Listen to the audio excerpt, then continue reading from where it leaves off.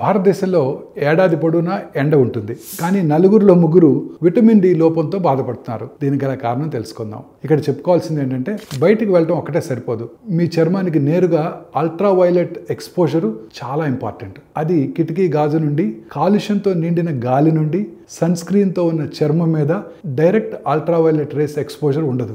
Dark skin ఉన్న వాళ్ళు కూడా తగినంత విటమిన్ డి కోసం ఎక్కువసేపు బయట ఉండాల్సి ఉంటుంది. చాలా మంది వారానికి 2 లేక 3 సార్లు 15 నుండి 30 నిమిషాలు చేతులు మరియు ముఖంపై సూర్యరశ్మి చాలా అవసరం. కానీ వయసు, రోజులో ఏ సమయంలో ఎక్స్పోజ్ అవుతున్నారు, సీజను మరియు దుస్తుల వంటి అంశాలు మీ చర్మం సూర్యకాంతి నుంచి ఎంత విటమిన్ డిని ఉత్పత్తి చేస్తుందో ప్రభావితం చేస్తాయి. ఆహార వనరులు సాధారణంగా సరిపోవు. విటమిన్ డి లోపం ఎముకలను మాత్రమే కాదు, మానసిక స్థితి, రోగ నిరోధక శక్తి మరియు గుండె పనితీరును కూడా ప్రభావితం చేస్తుంది. ఇండియాలో ట్రాపికల్ వెదర్లో ఉన్నంత మాత్రాన మీరు సురక్షితంగా ఉన్నారని అనుకోవద్దు. అలసట, నొప్పులు లేదా తరచూ అనారోగ్యం బారిన పడుతున్నారా? మీ విటమిన్ డి స్థాయిలను పరీక్షించండి. సూర్యరశ్మి సహాయపడుతుంది, కానీ కొన్నిసార్లు తెలివైన సప్లిమెంట్ ఎంపిక కూడా చాలా ముఖ్యం.